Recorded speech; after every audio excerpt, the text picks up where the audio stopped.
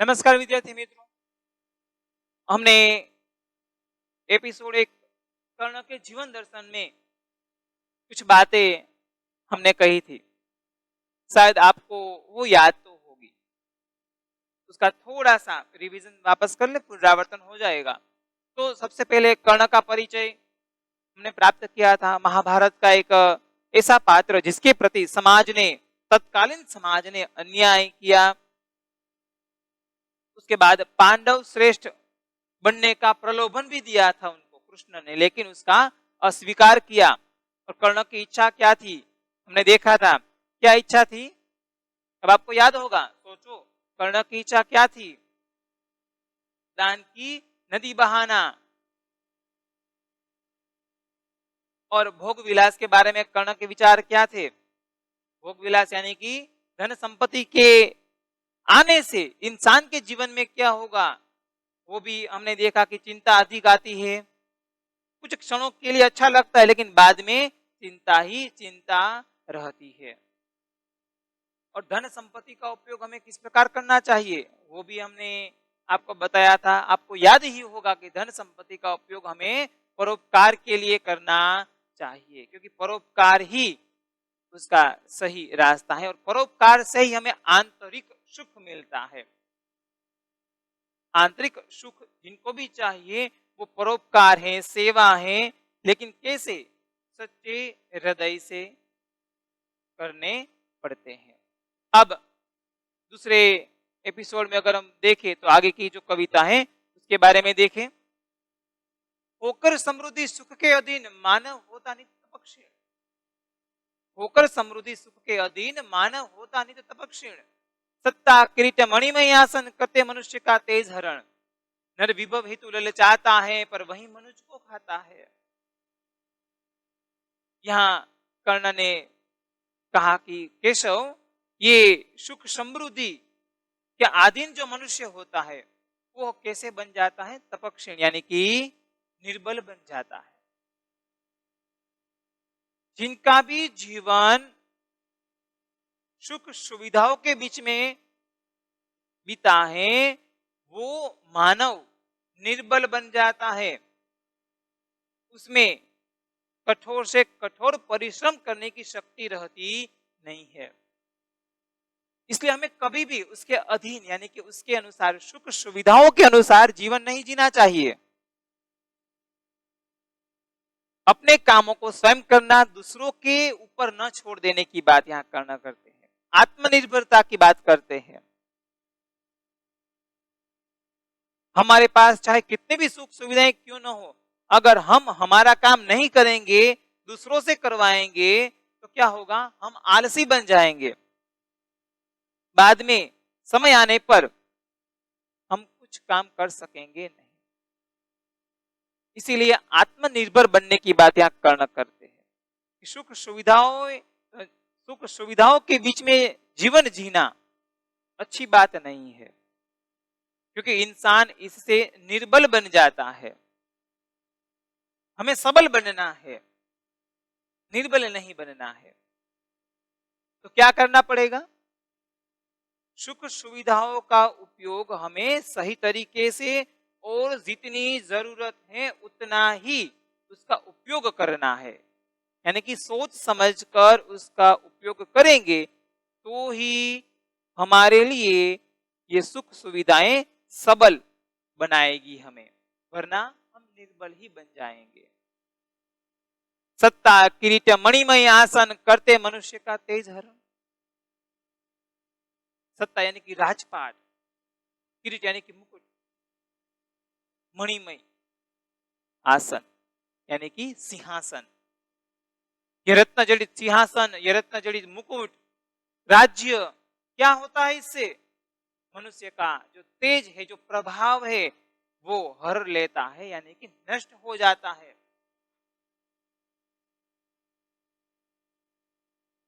मनुष्य के अंदर उनके लिए उनका जो प्रभाव है, जो ओरा है, वो ओरा, वो प्रभाव धन संपत्ति की वजह से नष्ट हो जाएगा। बचेगा नहीं, क्योंकि धन संपत्ति की वजह से उसके जीवन में राग, द्वेष, लोभ, मोह, काम, क्रोध जिसे विकार उत्पन्न हो जाएंगे। संपत्ति प्राप्त होने से दूसरे लोग जो गरीब हैं, जो निर्धन हैं, चाहे उसके ही परिवार वाले क्यों न हो, उसके लिए वह गरीब रहेंगे। ईर्ष्या के मारे, लोभ के मारे वो पैसों के पीछे पीछे भागता फिरेगा।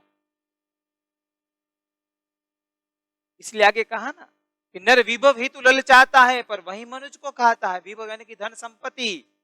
इंसान है, धन संपत्ति की लालच रखता है, लेकिन वही लालच इंसान को खा जाती है। लालच बुरी बला है, सही है। हमारे शास्त्रों में, पुराणों में कहा कि हमें किसी भी तरह की लालच, लोभ, मोह नहीं होना चाहिए।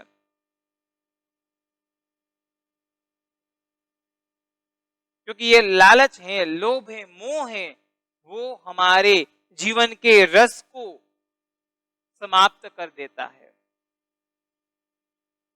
अगर हमें सुचारू ढंग से जीवन जीना है, अगर हमें सही तरीके से जीवन जीना है, तो ये लोभ, मोह, ईर्ष्या आदि को दूर करते हुए जीवन जीना पड़ेगा। और हमें आंतरिक सुख के साथ जीवन जीना है तो हमें कुछ ऐसे काम करने पड़ेंगे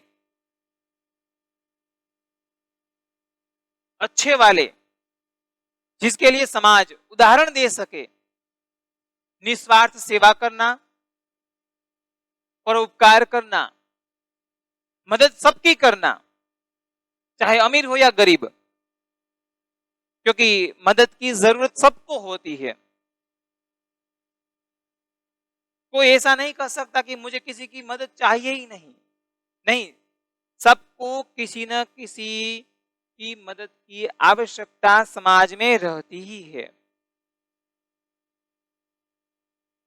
तो हमें मददगार बनना चाहिए, लेकिन कैसे? निस्वार्थ भाव से। अगर थोड़ी सी भी उसमें स्वार्थ वृत्ति होगी तो आपको उस मदद के प्रति जो आंतरिक सुख मिलेगा, वो आंतरिक सुख आप भोग नहीं पाएंगे, आपको मजा नहीं आएगा।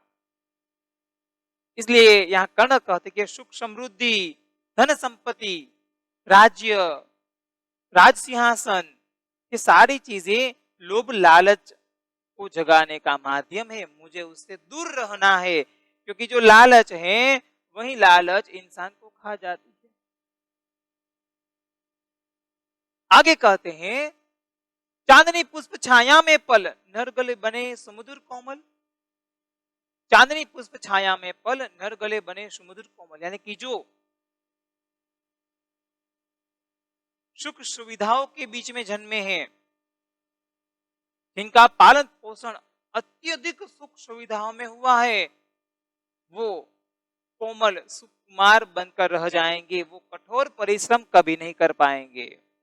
पर अमृत का क्लेश पिए बिना, आतप अंधड़ में जिए बिना वह पुरुष नहीं कहला सकता, विघ्नों को नहीं हिला सकता। यहाँ चांदनी पुष्प छाया में पल, लाइन में कहा गया, उस पंक्ति में कहा गया है कि जो इंसान अत्यधिक सुख सुविधाओं में पला है, जिनके पास ढेर सारी सुविधाएं हैं, जिसके आसपास अनगिनत लोग काम करते हैं, एक इशारे पर सारे काम हो जाते हैं उनके, ऐसे लोग हैं कोमल नाजुक रह जाते हैं। वो जीवन की व्यथा, जीवन की पीड़ा, जीवन के दुख दर्द को, जीवन की कठिनाइयों को कभी भी समझ पाएंगे नहीं कि मनुष्य क्या है। सुख और दुख, धूप और छांव, यही तो मनुष्य का जीवन है। इसलिए कर्ण ने कहा ना कि पर अमृत क्लेश का पिए बिना, आतप अंधड़ में जिए बिना हमें क्लेश यानी कि कष्ट, पीड़ा रूपी अमृत पीना पड़ेगा। जिस प्रकार देवता अमृत पीकर अमर हो गए, उसी प्रकार अगर हमें मनुष्य जीवन को सुचारू ढंग से सही तरीके से जीना है तो क्या करना पड़ेगा? अमृत पीना पड़ेगा। लेकिन कौन सा? तो क्लेश, कष्टों का, पीड़ा का, और हमें आतप और अंधर यानी कि धूप यानी कि कड़ी गर्मी में भी काम करना पड़ेगा, और अंधर यानी कि आंधी तूफान में भी हमें हमारे जीवन को सही तरीके से जीना पड़ेगा। चाहे कुछ भी हो जाए, चाहे कुछ भी हो जाए, हमें इन सब का सामना करना पड़ेगा, तभी हमारा जीवन हम अच्छी तरीके से जी पाएंगे। समस्या हमारी, तो समाधान कौन खोजेगा? वो हमें ही खोजना पड़ेगा। हाँ, सलाह सूचन ले सकते हैं, उसमें कोई दो राय नहीं है, लेकिन अंत में काम हमें ही करना है, क्योंकि जीवन हमारा, समस्या हमारी, रास्ता हमारा। तो जो आने वाली समस्या, जो अड़चने हैं, जो कष्ट है, पीड़ा है, वो भी किसे सहन करना पड़ेगा? वो हमें ही सहन करना पड़ेगा, और कोई सहन करने आएगा नहीं। इसीलिए कहा है कर्ण ने कि अत्यधिक सुख सुविधाओं में पलना अच्छी बात नहीं है, क्योंकि वो बाद में जीवन की कठोरता क्या है वो समझ पाएगा नहीं। मान लीजिए अगर जीवन में सुख ही सुख है, दुख का रत्ती भर भी अनुभव नहीं है, तो एक दिन ऐसा आएगा कि वो सुख से उब जाएगा। दुख है तो सुख की अनुभूति है, और सुख है तो दुख की अनुभूति। दोनों की अनुभूति के आधार पर ही हमारा जीवन टिका हुआ है। दोनों का अनुभव हमें करना है, कष्टों का, पीड़ा का, जीवन में आने वाली समस्याओं का, तूफानों का, सबका हमें सामना करना है। और एक दिन सामना करते करते हम सशक्त बन जाएंगे, और इतने सशक्त बन जाएंगे, बाद में ये समस्याएं हमारा कुछ नहीं बिगाड़ पाएंगी, और हमें उन कष्टों में भी, उन आंधी में भी सुख की अनुभूति होगी, अगर हमने सही तरीके से उसको समझा। वह पुरुष नहीं कहला सकता, विघ्नों को नहीं हिला सकता। जिन लोगों ने कष्टों को, पीड़ा को देखा नहीं है, समझा नहीं है, वो पुरुष नहीं कहला सकता। पुरुष कौन है? जिसमें पौरुष है। पौरुष यानी कि शक्ति, साहस। कैसा? तो कि अपने जीवन में आने वाली समस्याओं से लड़ने का साहस। लेकिन जो फूलों की तरह नाजुक, कोमल है, वो अपने जीवन में आने वाली समस्या को, विघ्नों को, अड़चन को हरा नहीं पाएगा। वो खुद हार जाएगा, समस्या जैसी की वैसी रहेगी, लेकिन वो विघ्नों को हिला भी नहीं सकेगा। इसीलिए पुरुष को पौरुष प्राप्त करने के लिए, सामना करने की बात यहाँ कर्ण कहते हैं कि मैं कष्टों का, पीड़ा का सामना करूंगा, चाहे आंधी हो, तूफान हो, गर्मी हो, या कष्ट या पीड़ा हो, या वेदना हो, मैं सबका सामना करने के लिए तैयार हूं कृष्ण। मुझे धन संपत्ति, सुख सुविधाएं नहीं चाहिए, क्योंकि ये मुझे कमजोर बना देगी, और कमजोर इंसान का नाम समाज में कभी नहीं होगा। तो यहाँ कर्ण को किसी भी बात की लालच नहीं है, कि लालच से क्या होगा? लालच से कुछ हाथ में आने वाला नहीं है। वो चंद समय के लिए अच्छा लगता है, उसके बाद तो दुख ही दुख है।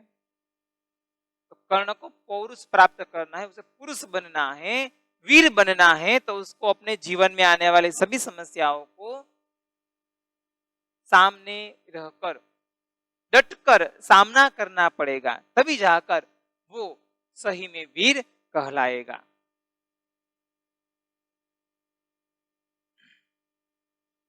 आगे कहते कि उड़ते जो झंझावातों में, पीते जो वारी प्रपातों में, सारा आकाश अयन जिनका, विस्तर भुजंग भोजन जिनका, वही फणिबन छुड़ाते हैं, धरती का हृदय छुड़ाते हैं। यह बात गरुड़ की ही कही गई है। हमने आगे देखा था कि गरुड़ पक्षीराज है, पक्षी श्रेष्ठ हैं, और कबूतर महलों में सबसे ऊंचे वाले शिखरों पर रहते हैं, और वो भी ढेर सारी सुख सुविधाओं के बीच में। लेकिन वो राजा नहीं है, राजा तो गरुड़ है, जो बिना किसी सुख सुविधाओं के रहता है। उड़ते जो झंझावातों में, पीते जो भारी प्रपातों में, झंझावात यानी कि तूफानों में, आसमान में तूफान है तो भी वो अपने घोंसलों से उड़ते चलते हैं। पीते जो भारी प्रपात, भारी यानी कि पानी, प्रपात यानी कि झरना, पर्वतों पर बसे, चट्टानों पर बसे प्रपात यानी कि झरने, सरोवर का पानी पानी उसका पानी पीते हैं। तूफानों में उड़कर वो तूफानों का सामना भी करते हैं, लेकिन किसके बल पर? अपने साहस और शक्ति के बल पर करते हैं। और सारा आकाश अयन जिनका, पूरा आकाश अयन यानी कि घर, किसका घर है? तो कि गरुड़ का है। विस्तर भुजंग भोजन जिनका, विषधर यानी कि सांप, जिसका प्रिय भोजन सांप हो, भुजंग हो, ऐसा कौन है? तो कि गरुड़ है। वही फणिबंद छुड़ाते हैं, फणिबंद यानी कि नागपास, सांप का बंधन छुड़ाते हैं कौन? तो कि गरुड़। धरती का हृदय छुड़ाते हैं, यानी कि धरती को पापों से मुक्त करते हैं। सांप जैसे पापियों से गरुड़ जैसे महान कर्मठ व्यक्ति धरती को बचाते हैं, नागपास से छुड़ाते हैं। इसलिए गरुड़ श्रेष्ठ हैं। गरुड़ इसीलिए श्रेष्ठ हैं क्योंकि वो अपने दम पर, अपने बल पर, अपने साहस, अपने विश्वास से ही काम करता है और समस्याओं का समाधान खुद खोजता है, खुद ही अपना काम करता है। इसीलिए उसे पक्षीराज कहा गया है। इसलिए यहां कर्ण कहते हैं कि जो झंझावात में भी, जो आंधी तूफान में भी छिपकर अपने घर पर नहीं बैठता, आसमान में यहां से वहां, यहां से वहां, जहां चाहे वहां स्वच्छंद तरीके से मुक्त होकर आसमान में उड़ सकता है। और जिसका प्रिय भोजन सांप है, वे ही गरुड़ फणिबंद छुड़ाते हैं, नागपाश से हमें मुक्त कराते हैं और धरती को बुरे लोगों से बचाते हैं। इसलिए कर्ण कहते हैं, क्या कहते हैं? कि मैं गरुड़ कृष्ण, मैं पक्षीराज, सिर पर न चाहिए मुझे ताज। दुर्योधन पर है विपद घोर, सकता न किसी विश्व से छोड़, रण खेत पाटना है मुझको, अही पास काटना है मुझको। यहाँ कृष्ण से कहते हैं कर्ण कि मैं गरुड़ कृष्ण, मैं गरुड़ जैसा हूं कृष्ण, मेरा आदर्श गरुड़ है।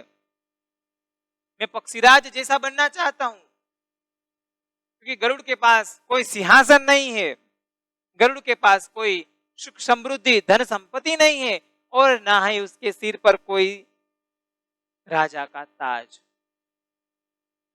बस अपना कर्म करो और आगे बढ़ो और आने वाली समस्याओं को परास्त करो। तो मेरा भी वही काम है, सिर पर ना मुझे ताज चाहिए ताज, मैं भी गरुड़ की तरह रहना चाहता हूं, बनना चाहता हूं। मुझे सिर पर कोई ताज नहीं चाहिए। आप जिस प्रलोभन की बात करते हैं, आप जिस हस्तिनापुर राज्य को प्राप्त करने की बात कहते हैं, वो मुझे नहीं चाहिए। मेरा जो परम मित्र है दुर्योधन, जिसने मुझे उस समय मदद की जिस समय इस समाज में मेरे साथ कोई खड़ा नहीं था। कर्ण के साथ जब अन्याय हुआ था, तब दुर्योधन ही के साथ था जिसने उसका साथ दिया था। जब बुरे समय में दुर्योधन ने कर्ण का साथ दिया, तो कर्ण कहता है कि अब दुर्योधन का बुरा वक्त है, तो मैं अपने मित्र को छोड़कर कैसे जाऊं कृष्ण, ये मित्र धर्म के खिलाफ है, मैं नहीं जा सकता। क्यों? क्योंकि दुर्योधन पर है विपद घोर, विपद यानी कि संकट, घोर संकट मंडरा रहा है, सकता न किसी विष उसे छोड़, अब उसे कोई छोड़ नहीं सकता, कोई बचा नहीं सकता। जब तक मैं जिंदा हूं तब तक मैं उसकी रक्षा करना चाहता हूं, रक्षा करूंगा। जब तक मैं हूं तब तक दुर्योधन का मैं बाल भी बांका नहीं होने। रणखेत पाटना है मुझको, अहिपास काटना है मुझको। रणखेत यानी कि युद्ध भूमि, पाटना यानी कि ढेर लगा देना है मुझे, लाशों के ढेर लगा देना है। अहिपास काटना है, अहिपास यानी कि शाप का बंधन, यानी कि आप लोगों ने जिस प्रकार मेरे मित्र को घेर कर रखा है उसे मुझे काटना है। मरते दम तक मैं प्रयत्न करता रहूंगा कि मैं मेरे मित्र को बचा सकूं।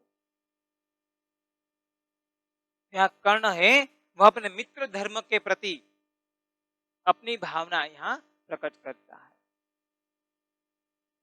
और कृष्ण उनको समझाने के लिए आते हैं, लेकिन वो समझने को तैयार नहीं थे।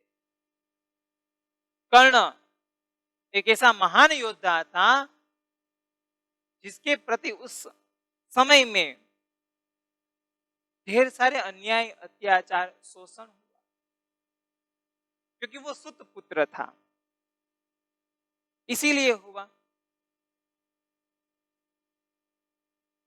तो हमारे समाज में भी आज भी कुछ ऐसी बातें हैं, हमारी सामाजिक जो व्यवस्था है उसमें भी इस प्रकार की बातें देखी गई है।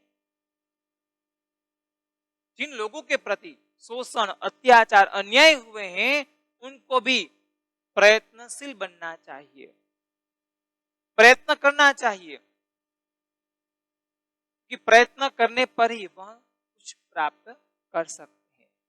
तो इस कविता के माध्यम से हमें कुछ बातें ऐसी हैं जो सीखने को मिल सकती हैं। क्या है? क्योंकि राजा के बेटा अब राजा नहीं बनेगा, राजा का बेटा अब राजा नहीं बनेगा, राजा वही बनेगा जो काबिल होगा।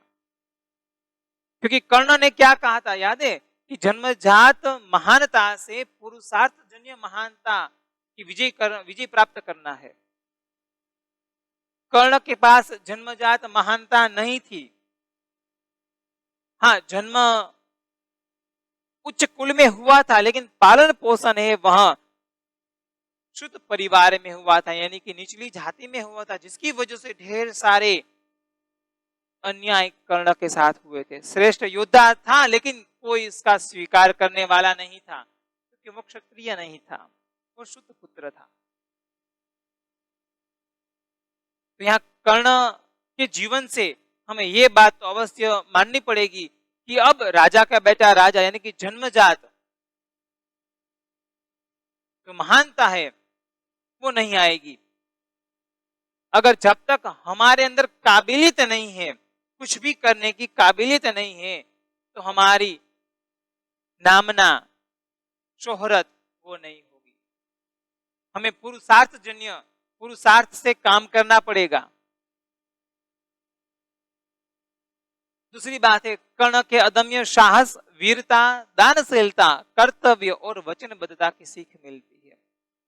कर्ण ने अपने मित्र को जो वचन दिया था वो मरते दम तक निभाया। वचनबद्धता, दानशीलता, जितना भी है सब कुछ दान कर देना। वीर तो था ही, साहस था, उसे पता था कि दुर्योधन हारने वाला है, पता था, फिर भी अपने मित्र धर्म के लिए वो मरने को तैयार है, लेकिन पक्ष बदलने को नहीं। मर जाएगा लेकिन पक्ष बदल नहीं सकता।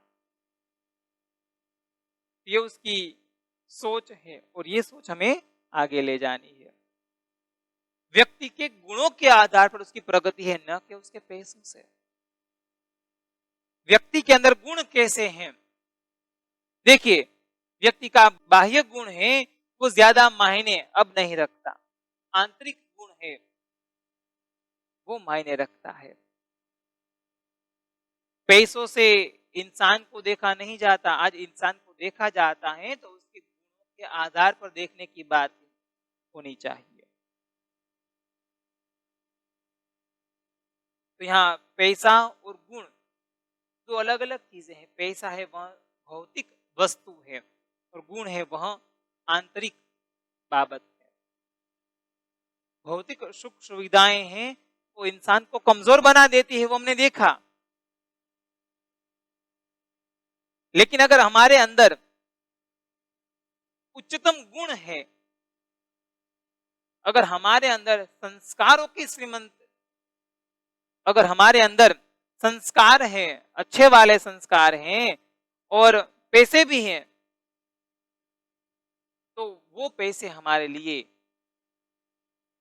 परोपकार के लिए होने चाहिए। तो ये चीजें हमें कविता से सीखने को मिलती हैं। और अंत में कि कर्ण को आदर्श मानकर हमें एक नए समाज की रचना करनी चाहिए जिसमें जाति नहीं गुण महत्व रखते हो। गुण व्यवस्था, आजकल समाज में जो जाति व्यवस्था है वो जाति व्यवस्था को दूर करने के बाद जो गुण व्यवस्था है उसके आधार पर हमें नई व्यवस्था रखनी चाहिए। दिनकर जी ने उस समय जो देखा समाज में, वही बात कर्ण के माध्यम से हमें यहां सिखाने का प्रयत्न किया है। आज भी जाति व्यवस्था बड़ी कठोरता से निभाई जाती है, लेकिन अब हमें इन संकुचित जातियों से बाहर निकलकर व्यक्ति के गुणों के आधार पर उसका पद, उसका क्रम क्या है वो देखने की बात अब हमें आगे बढ़ानी चाहिए। अब यहां आपके लिए एक छोटा सा स्वाध्याय है। हमने दूसरे एपिसोड में जितना भी कुछ सीखा है उसके आधार पर आपको इतना स्वाध्याय अपने फेसबुक में लिखना है जिसमें एक वाक्य में उत्तर और 5-6 वाक्य में उत्तर दिए गए हैं।